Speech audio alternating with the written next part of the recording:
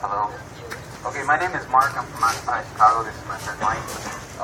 Basically, what we're going to try to propose here is sort of a replication of something that we've done in Chicago.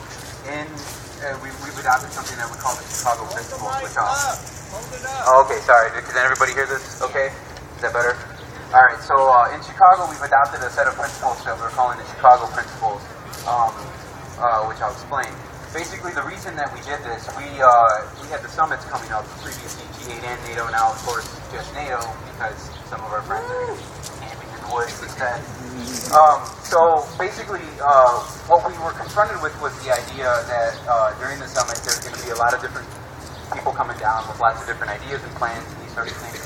So it was we were bound to experience the question of diversity of tactics, right?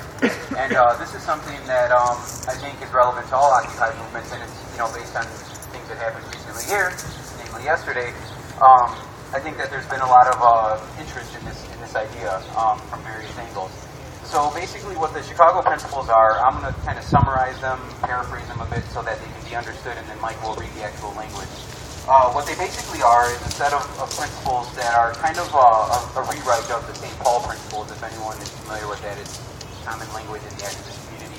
And basically, it's a system that's designed to perform two main functions. The first of which is to protect people from the sorts of incompatibilities and inconsistencies that can arise from diversity of tactics, because people have different ideas of how to address the issues in society that they take issue with. And of course, sometimes, one person's plan may not go very well with someone else's. It can create problems and be mutually unconstructive. So basically, it calls for significant separation of time and space between actions and events that clearly employ different sorts of tactics, so that we don't run into situations where people who are trying to do a completely peaceful, demonstrative action end up in a situation that they're not prepared for if people with different tactics employ those tactics. So the first element is a protective measure that basically extends respect to people who have different tactics that differ from one's own, and tries to implement a way of creating the kind of buffer from each other that's often necessary. The second sort of big idea that's in it is basically to generalize sort of a no-snitch policy.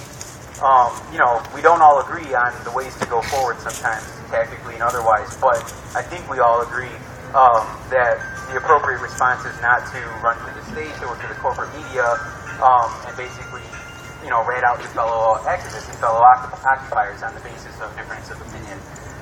So basically, it's a no-snitch policy that says, there's not going to be any running to cops or running to the media in order to solve our disagreements.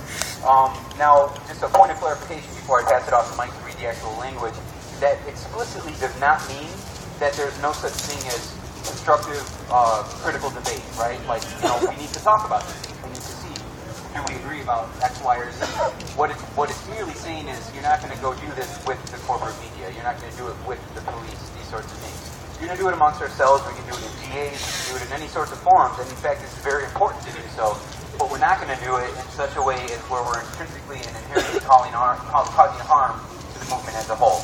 So to summarize, it's a call for respect of diversity of tactics that's manifested through providing significant separation of time and space to tactics that differ from one's own, and secondarily to avoid any sort of snitching on each other based on these differences.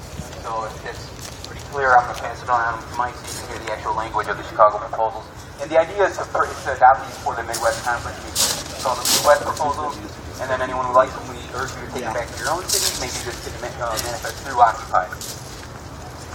You say 1 minute? Can I get an extra minute to read this?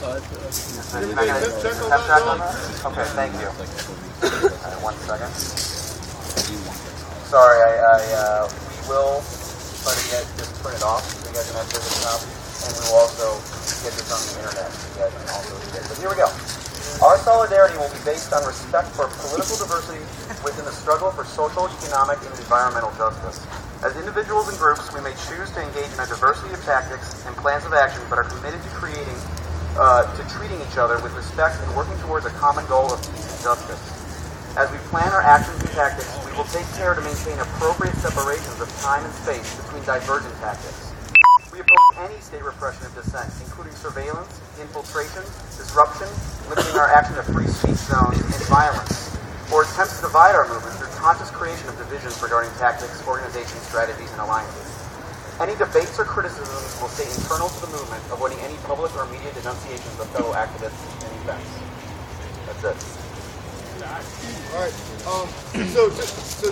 We now have 10 minutes to stack. Just a reminder, my understanding is that stack on presentation nights is limited to both points of clarification and points of information. On the topic, that debate happens in the breakout groups, which happen after, which is the next step of the agenda.